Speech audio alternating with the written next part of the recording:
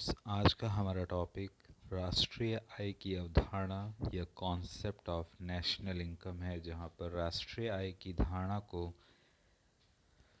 Macro economics के अंतर्गत रखा गया है। इसके अंतर्गत देश या कंट्री की समग्र आय को नापा या मापा जाता है। किसी भी देश की राष्ट्रीय आय उसकी आर्थिक स्थिति का सबसे महत्वपूर्ण सूचक होता है।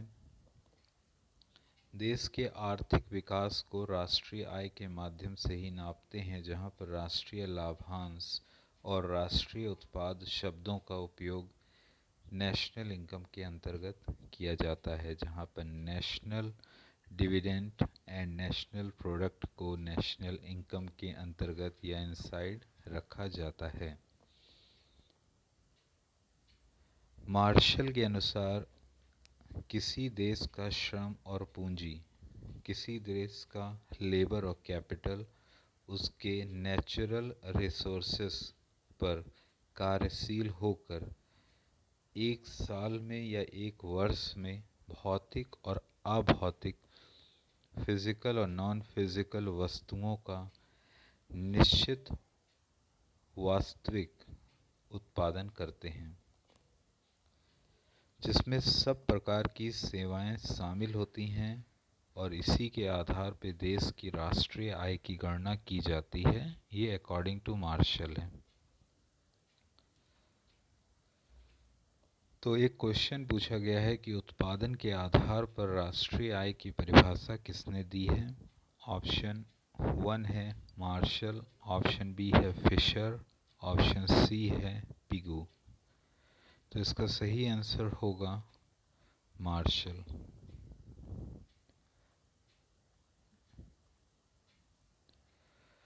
मार्शल राष्ट्रीय आय की गणना का आधार एक वर्ष को मानते हैं, जहां पर एक वर्ष के आधार पर उत्पादन मुख्य भूमिका निभाता है राष्ट्रीय आय की गणना करने के लिए। मार्शल ने राष्ट्रीय आय में विदेशों से अर्जित आय को, फॉरेन से जो भी हमारी इनकम होती है उसको शामिल किया था।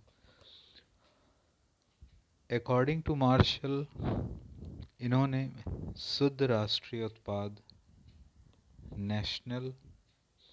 नेट नेशनल प्रोडक्ट NNP को मुख्य आधार बनाया था। मार्शल ने राष्ट्रीय आय की गणना करने के लिए उत्पादन को मुख्य आधार माना।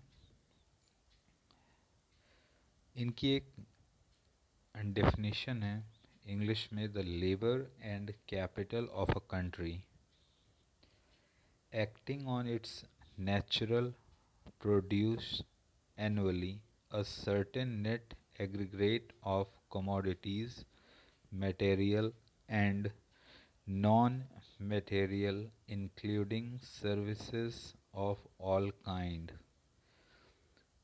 This is the true net annual income or revenue of a country or the national dividend. ये डेफिनेशन दी है एल्फ्रेड मार्शल ने। एल्फ्रेड मार्शल ने जो परिभाषा दी उसको क्रिटिसाइज करते हुए पीगू आए। पीगू ने एल्फ्रेड मार्शल के द्वारा दी गई राष्ट्रीय इनकम या नेशनल इनकम की डेफिनेशन को क्रिटिसाइज किया। उनके अनुसार राष्ट्रीय आय समाज की वस्तुगत आय का वह भाग है जिसे सिर्फ मुद्रा में मापा जा सके। हालांकि उन्होंने अपनी द्वारा नापी जाने या मापी जाने वाली नेशनल इनकम में विदेशों से प्राप्त आय को भी शामिल किया था। प्रॉब्लम इनकी परिभाषा में भी निकली कि इन्होंने जो भी वस्तुएं और सेवाएं थीं उनको मापने के लिए मुख्य आधार इन्होंने मुद्रा को रखा।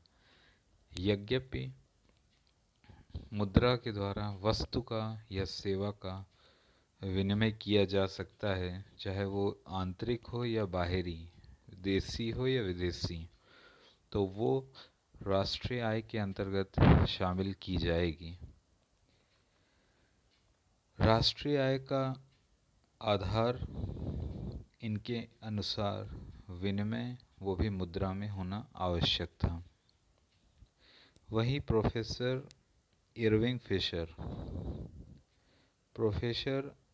फिशर जिन्होंने वास्तविक राष्ट्रीय आय एक वर्ष में उत्पादित शुद्ध उपज का वह अंश है जिसका उस वर्ष में प्रत्यक्ष रूप से उपभोग किया जाता है, अर्थात फिशर ने जो राष्ट्रीय आय की परिभाषा दी उसमें मुख्य आधार माना उपभोग को, कि इन्होंने क्रिटिसाइज़ किया मार्शल और पिगू को, और इन्होंने अपनी एक अलग ही डिफिनेशन दे दी जो कि कम्प्लीटली बेस्ड थी उपभोग के ऊपर।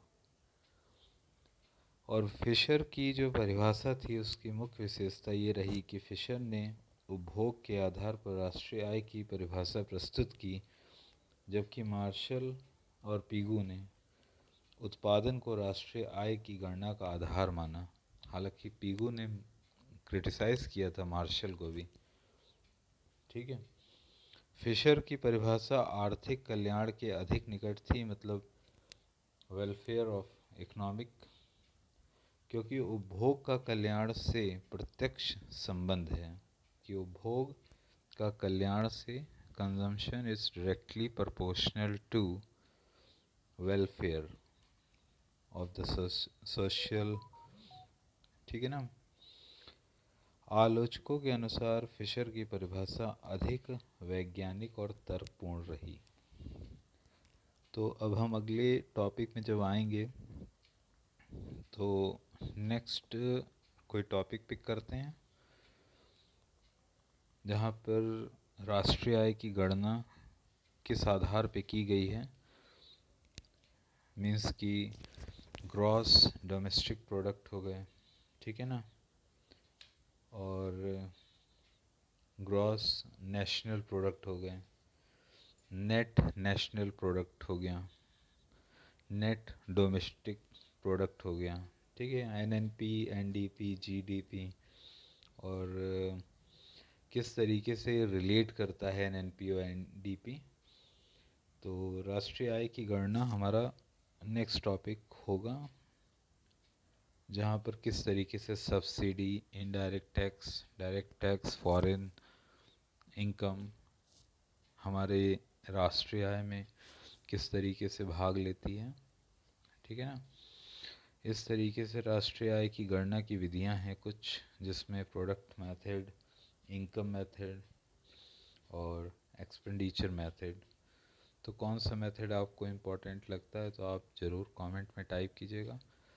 और हमारा मुख्य काम फ़ाइलों को लिखने का भी है, तो अगर फ़ाइल लिखवाने का काम आपको करना है तो आप हमें व्हाट्सएप कर सकते हैं या तो हमारे ईमेल पे डिटेल भेज सकते हैं। धन्यवाद, फिर मिलते हैं अगले वीडियो में।